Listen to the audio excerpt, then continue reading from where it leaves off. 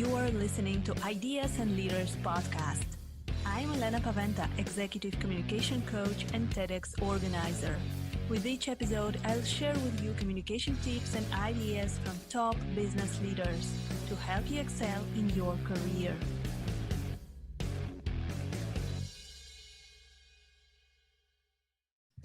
Welcome, everyone, to the next episode of Ideas and Leaders podcast. And today I have a special guest. Today we are welcoming Josh Little on Ideas and Leaders. He is a serial entrepreneur and he is a founder of 4 tech companies. Currently, he's working on his 4th creation, Volley. We will speak a little bit about this and about online meetings and Zoom fatigue and many other topics. Hi, Josh. It's great to have you on the podcast. Well, it's my pleasure. It's great to be here. Thank you. So, Josh, tell us a little bit about yourself. I know that you're a serial entrepreneur, you wear many hats, you have many passions and interests. So how did you get to do what you're doing right now? Well, I actually started out with a degree in education. I was a high school teacher, but knew that that wasn't my thing pretty early, even during student teaching, and tried to figure out what could I do with these skills and this knowledge. And turns out that the same skills that make a great teacher also make someone great at sales. And so I had a really great career in 3 Fortune 500 companies after teaching, where I, would be a sales rep and be very successful and then be invited to kind of run sales training and then into marketing roles. So I had a corporate career around, building teams, communication, developing teams that sort of led me to my first company called Maestro. I was really just scratching my own itch, trying to build an e-learning program and wishing there was a company that could just kind of take it off of my plate and just execute. So I ended up building the company I wish existed, which started my, entrepreneurial career. And yeah, like you said, 4 companies ago, it's been a fun ride for the last decade and a half. Wow, you have a very inspiring journey. And I just love that you have many interests, you're doing so many things. And just like myself, I'm also involved in many different projects. So it is great to see such a passionate person. In your last startup in Volley, which you're involved right now, this is a platform for online communication for teams. So we will speak a little bit about this. And I just wanted to ask you, what do you see any problems in online meetings that you developed this tool? Yeah, for sure. I mean, Volley was born out of the pandemic and the need for teams to communicate better. That's what everyone sort of noticed right away when we all went remote, is like, oh, communication is hard. We either have to slack our faces off or we have to jump in back-to-back Zoom meetings all day. And therefore Zoom fatigue and faceless communication sets in. And Buffer's State of Remote Work study last year cited that the top 2 problems with remote work are lack of collaboration and number 2, loneliness.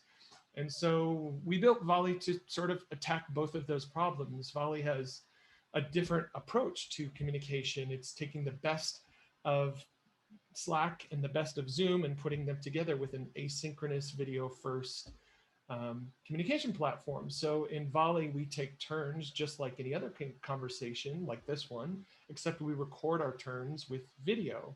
And this gives us kind of the best of both worlds, the richness of talking, where you can see the full context, understand where I'm coming from, hear my tone of voice, see my body language, and combine that with the flexibility of texting, where we can batch communication and listen to others on 2x and think about our responses.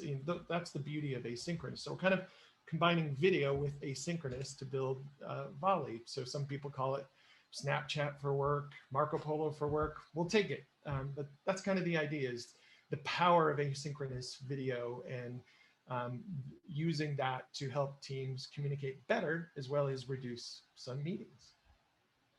Yes, I think that this is a great project, because I can see the problem clearly when I'm communicating with my clients. They are so overwhelmed with the amount of meetings, because when we went online and we started this mainly remote work, I can see that we did not increase our productivity, because it seems that we would increase productivity when we don't have to travel and we don't have to waste time on many things on the way to work. But I can see that people have less free time and they have those meetings, back-to-back meetings. Do you think it is possible to increase actually the productivity while working remotely? Yeah, absolutely. And it's a what I think teams find is we still need to talk to move work forward. Even though we're remote, we still need to talk. We still need to collaborate, and I think that's discounted quite a bit. Is the need to talk, the need to get on the same page, get clarity, get gain understanding, and so the channels that you have in front of you to direct that, you can either type or you can talk. But historically, talking has been interruptive. We have to stop what we're doing. We have to get in the same room or the same Zoom to do that. And that's what leads to these back-to-back sort of meetings. So what we found from our users in developing Volley is that Volley can not only help you communicate better your asynchronous, like your messages that you might send in Slack. We have many small teams who are trying to do big things where communication really matters, that appreciate this video first approach. So they're using Volley to replace Slack and Loom. And what's surprising to us is also a decent amount of their Zoom time, because many of the things that you're scheduling a meeting for is just a need for that high fidelity, high touch conversation. Some of those things, it really requires 5-10 minutes of a few volleys back and forth. And historically, meetings, what are you going to schedule? If we need to talk for 5 or 10 minutes, we're going to schedule a 30-minute meeting, and magically that topic just soaks up 30 minutes. We like to think of meetings as sponges that just magically soak up whatever time you give them. So yeah, what we found is that Volley can replace some, not all, synchronous meetings. There's still a lot of great reasons to get together synchronously, emotionally charged conversations, tight feedback loop. Like Volley's just not great if you're doing like project planning and you've got to get buy-in from different people and input, every few seconds. Asynchronous is not the tool, but for, kind of the syncing up, the unblocking, the Q&A, man, those are, stand-ups, those are perfect use cases for a video first communication tool like Volley. Yeah. So what I can see also as a challenge in the online environment is that we focus only on the things that need to get done, on the most important questions, but we don't spend time on building relationships. We don't spend time on just casual chit chat, asking people, how are you doing, what's up? And I think that we just don't have space for that. What do you think? Is it? Do you see this? Do you notice this trend as you are dealing with those online meetings? And how can we deal with this? How can we build relationships online?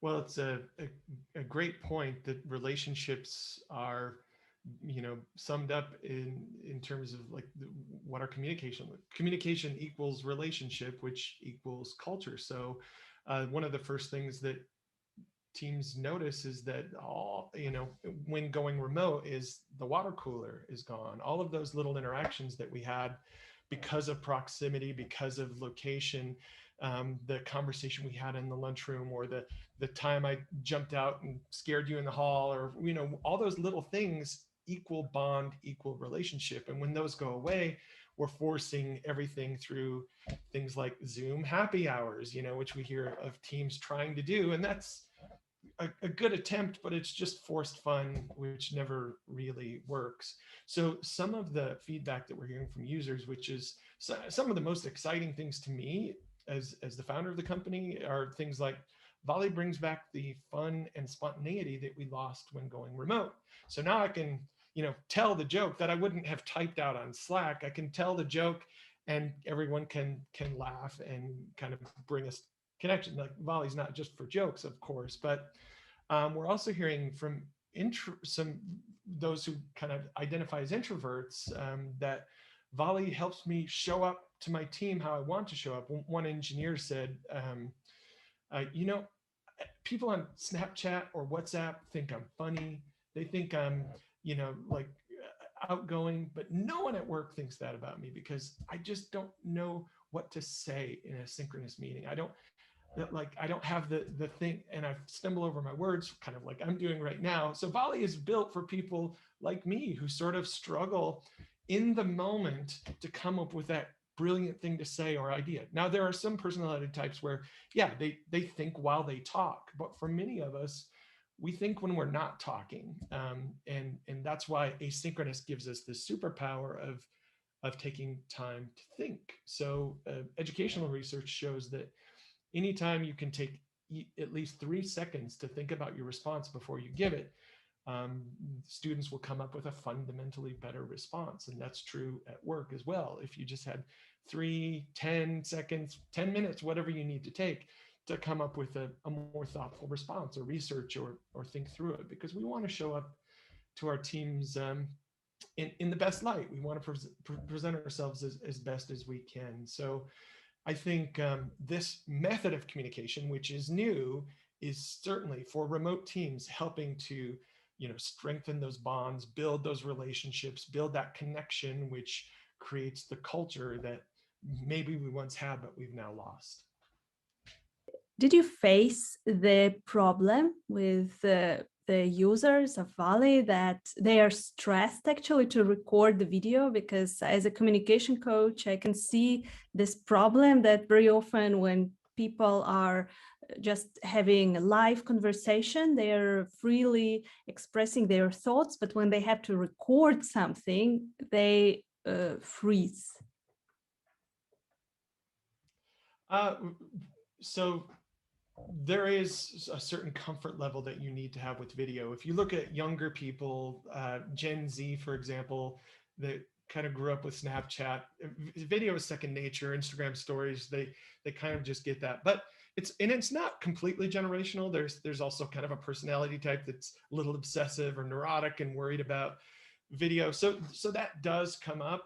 We hear that, but I don't see the future of work being any less comfortable with video, any more interested in having thin, faceless, more text communication, more meetings. I just don't see that being part of the future. So I think those folks just kind of need to become more comfortable with video and recording a video. And it takes a little bit of a learning curve to, at first you might feel like you're talking to yourself, but then once you see the power of that form of communication, realizing, oh, I can listen to the other person on 2x. Whoa, that just doubled my productivity. And I can say things 7 times faster than I can type them. And maybe even more succinctly, because I'm going to go back and edit and obsess over that email, over that Slack message. Once you start to see the power and the time to think and the richness that it gives, it's easy to swallow that uncomfortability of communicating with video. Yes, indeed. This is what new generation understands. And when I see my daughters communicating with their friends, they're all the time on video or recording voice messages.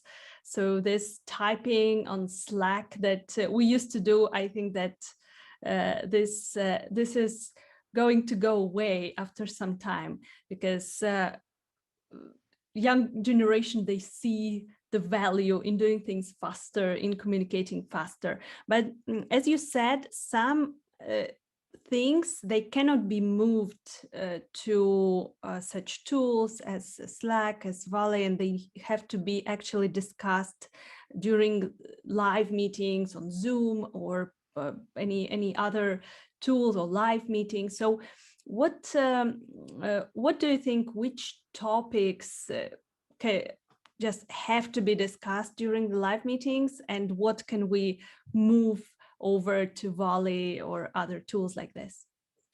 Yeah, so the things that we found are, of course, emergencies. Probably aren't best asynchronous, probably not best as a Slack message either. But anything emotionally charged, think of accountability conversations, hiring, firing, those sorts of things. You know, high stakes sort of conversations probably ought to be done live, and people have the instinct for that. But the other thing that we found are anything that requires lots of iteration or tight feedback loop. Like if it's going to require, you know, 300 turns to have this conversation, you probably ought to get in a room to do that. And so the example I usually give is project planning or backlog refinement. If you're an engineering team, if we just need to get weigh in and buy in for each of these, we're moving cards around, we're discussing each one, several people are giving input at the same time. Those sorts of things aren't great for asynchronous. Now, we do have some users who have gone completely meatless, as we say. They're living this meatless lifestyle. They don't take anything synchronous because they appreciate the power of deep work and how a tool like Volley allows them to live a completely meatless lifestyle. And we were excited about that when we launched earlier this year, thinking Volley is the end of meetings as we know it. But as you mentioned, it really isn't. There's still a lot of great reasons to meet synchronously, whether it's on a call on Zoom or in a room or on the phone. But for everything else, there's Volley, which can help you communicate better. Yeah. And what about leaders? When you're thinking about leaders that want to lead their teams effectively, do you see that reducing the amount of meetings will help to actually effectively lead teams? Well, Patrick Lencioni would say no, because he says leaders lead in meetings. However, I think what he means by that, I've not had this conversation with him, but what he means is leaders lead in interactions with their team. Leaders aren't leading when they're in their office scribbling on a whiteboard. They're leading when they communicate what they scribbled on a whiteboard to their team and bring them into that conversation. So what Volley helps you do is what we kind of call continuous leadership, where you lead at any time, any place, meeting not required, right? So leaders lead in interactions with their team, and what Volley enables is those interactions to happen more frequently and faster than, you know, scheduling a meeting Thursday at 3:30 to talk about this thing. Why would we wait till Thursday at 3:30 when we can just talk now? And I don't need an answer in, you know, within 200 milliseconds after I stop talking. I could get that answer later today or tomorrow even, right?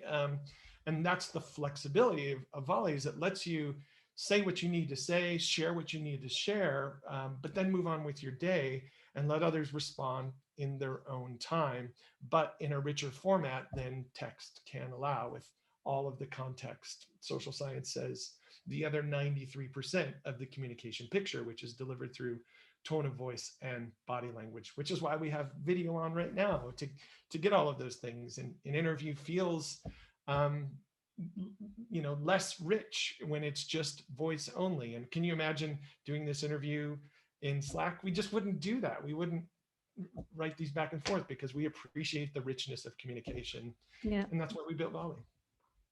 Yeah. And you know, Josh, I have some experience of using different tools with my teams, and what I've faced, the issue that I faced, is that it is really hard to introduce a new tool in the team and to get buy-in from everyone and to get everyone using this tool. I had the same issue when we did Trello, we did Slack, we tried many different things over the years. And every time it was the same. Even when we were using Facebook groups, I remember that some people did not have Facebook accounts, some people did not have Messenger. So how do you have any best practices of how to introduce the new tool, something completely new to everyone, and to get buy-in from everyone in the team, then to make communication more effective? Yeah, well, making communication more effective. First, you need to understand the value prop of Volley, which is helping teams communicate better, to unslack your team and communicate like it actually matters.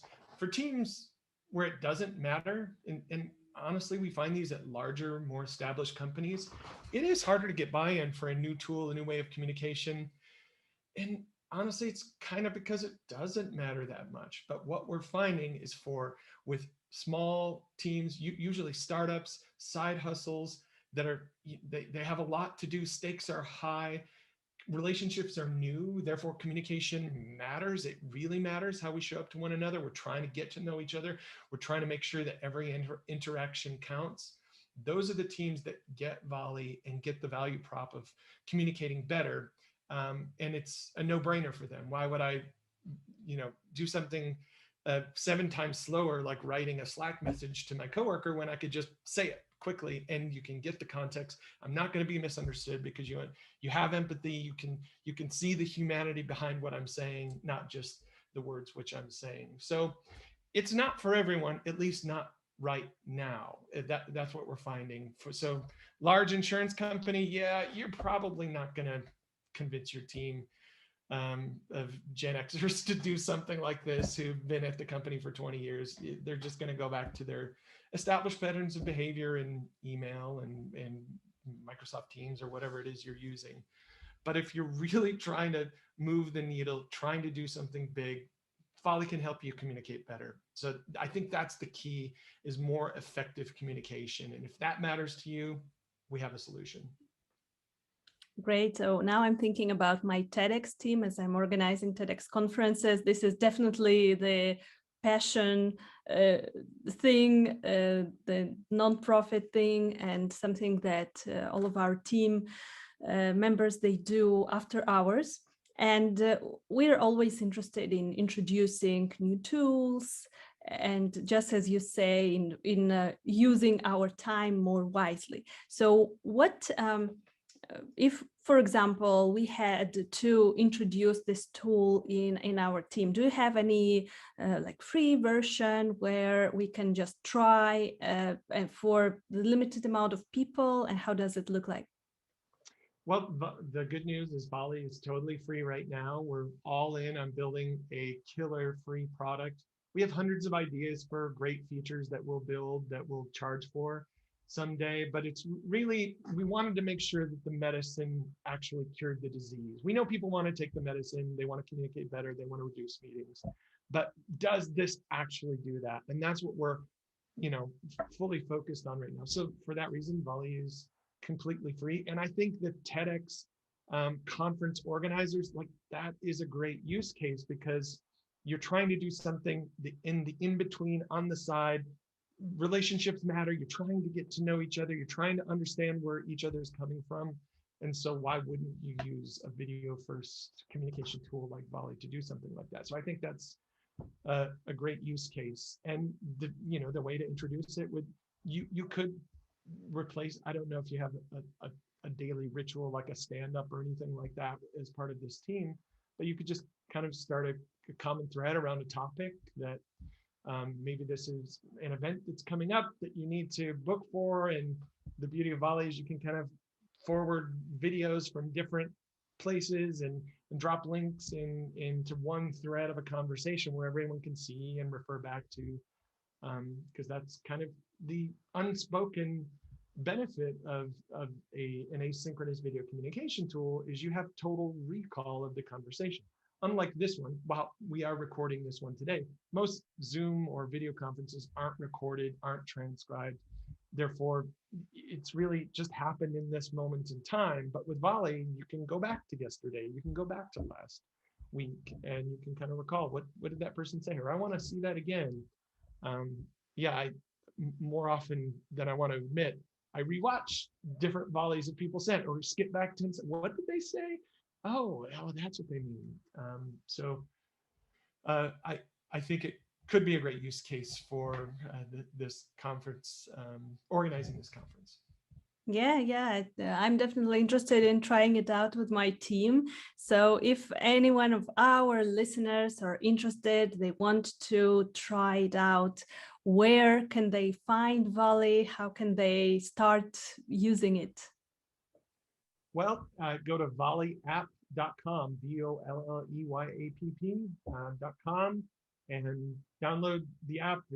We have app for both mobile on iOS and Android, as well as desktop for Mac and PC. So go download the app and invite your team today. Perfect. Thank you so much, Josh, for today's conversation. And thank you for making lives of people much easier with online meetings. I love it. Thank you. It was my pleasure. Thank you for listening to Ideas and Leaders podcast. Did you enjoy this episode? Let me know that you listened by tagging me in your LinkedIn profile and using a hashtag Ideas and Leaders. See you in the next episode.